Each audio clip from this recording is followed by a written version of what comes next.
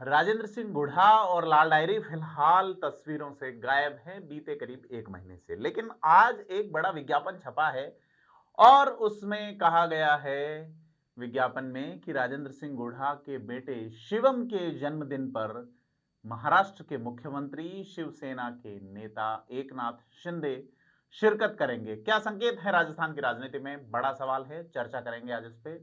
नमस्कार, मैं हूं प्रदीप और आप देख रहे हैं थिंक 360। राजस्थान में राजनीतिक हलचलें अब चुनाव से पहले उतार चढ़ाव ले रही हैं।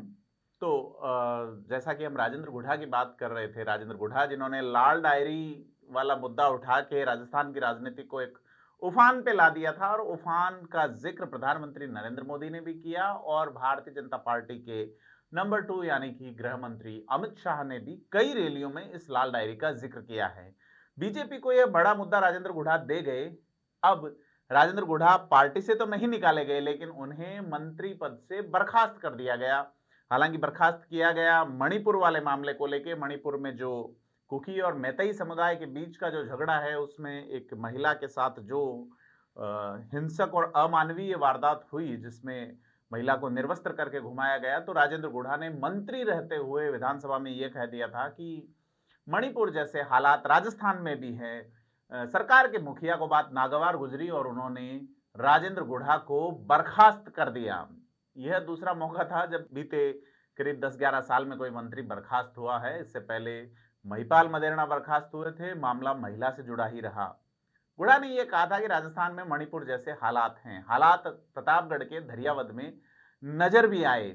ये हालात यही नहीं ठहरते। महिलाओं पर अत्याचार की अगर श्रृंखला की बात करें तो राजस्थान के सिरोही जिले में 2 साध्वियों पे हमला करके उनके साथ उनके हाथ पैर तोड़ देने जैसी जानकारी भी सामने आई है, जिसमें महिलाएं बार बार एसपी के पास जा रही हैं।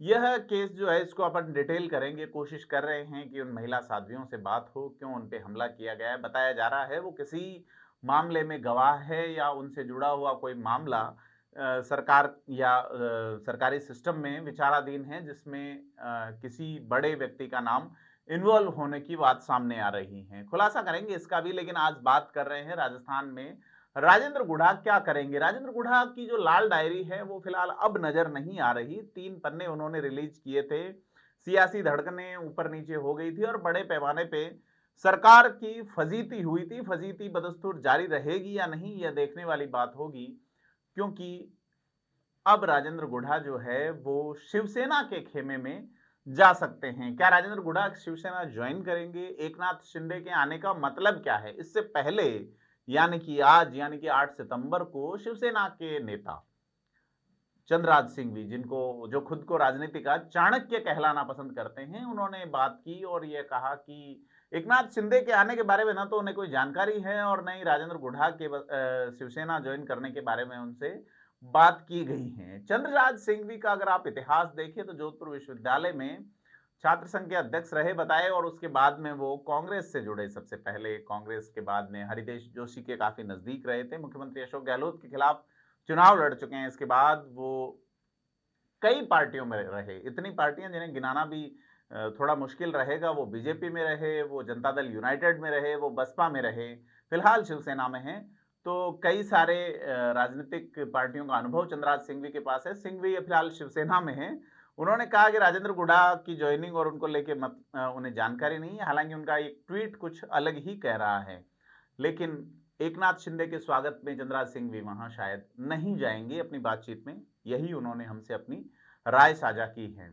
अब राजेंद्र गुढ़ा, जो कि कांग्रेस की राजनीति करते रहे, कांग्रेस को सपोर्ट करते रहे, बसपा से 2 बार विधायक बने, कांग्रेस ने जब टिकट दिया तो वो हार गए। उनके छोटे भाई जो कि राजस्थान विश्वविद्यालय के अध्यक्ष रहे हैं, रणवीर सिंह गुढ़ा, जरूर लोक जनशक्ति पार्टी से टिकट लाके चुनाव जीते हैं।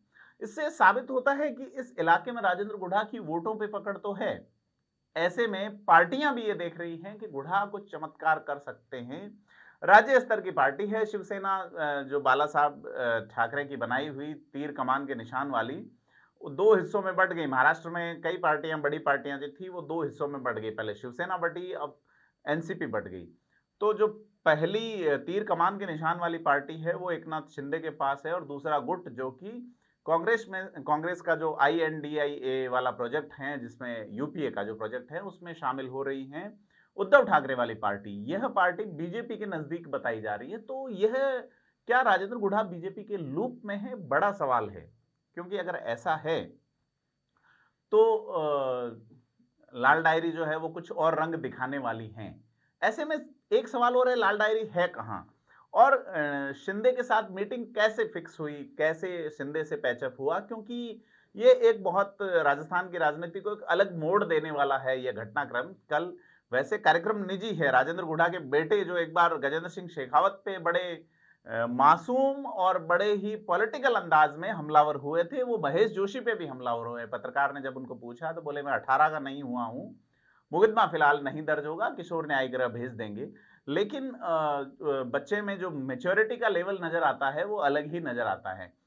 परंतु उनके पिता की जो राजनीतिक मेच्योरिटी है उस पर हम बात कर रहे हैं कि राजेंद्र सिंह गुढ़ा क्या शिवसेना से चुनाव लड़ेंगे। शिवसेना जिसपे मैं आपको बात करूं, जब शिवसेना और बीजेपी का आपस में राइवल चल रहा था उद्धव ठाकरे के वक्त, शुरुआत में, आज से 2-3 साल पहले 19 के वक्त में, तब संजय राउत जो कि राज्यसभा सांसद और सामना अखबार के जो मुखिया है, शिवसेना का मुखपत्र जो है उसका, उद्धव ठाकरे वाली शिवसेना, अब तब शिवसेना एक हुआ करती थी, उन्होंने ये कहा बीजेपी को संबोधित करते हुए कि हिंदुत्व वाली जो आपकी पाठशाला है उसके हम हेडमास्टर हैं। यानी कि शिवसेना कट्टर हिंदुत्व के लिए जानी जाती है। क्या राजेंद्र गुढ़ा जो कुछ ही समय पहले असदुद्दीन ओवैसी से रायशुमारी करते हैं, उनसे मिलते हैं और ये बात कहते हैं अल्पसंख्यक और इन मुद्दों पे बात करते हैं, क्या वो कट्टर हिंदुत्व की विचारधारा वाली पार्टी से जुड़ेंगे?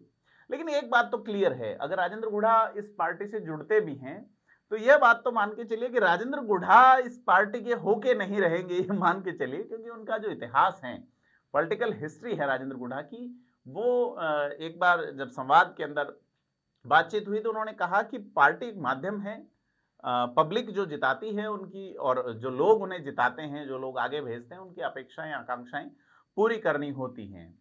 तो यह जो समीकरण बन रहे हैं राजस्थान के, राजेंद्र गुढ़ा के जो बहनोई हैं वो अभी भी अशोक गहलोत सरकार में मंत्री हैं। भंवर सिंह भाटी बहुत विपरीत ध्रुव की तरह नजर आते हैं, बहुत सहज सरल, कम बोलने वाले और सिस्टम को फॉलो करने वाले व्यक्ति हैं, और राजेंद्र गुढ़ा बिल्कुल ही उनसे उलट चलते हैं। लेकिन अब यह है कि एकनाथ शिंदे ने भी राजेंद्र गुढ़ा जैसा चतुर, चालाक और एक खांटी राजनेता को चुना है। तो क्या शिवसेना इस बार राजस्थान में कोई बड़ा गेम करने वाली है? यह एक बड़ा सवाल है। आपको क्या लगता है? आप हमें कमेंट बॉक्स में जरूर बताइए।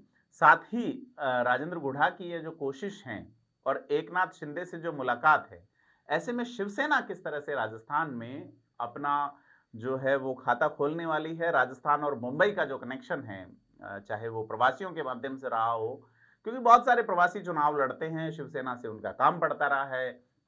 ऐसे में कई तरह के समीकरण, कई तरह की चीजें आपको देखने को मिलेगी आने वाले चुनाव में।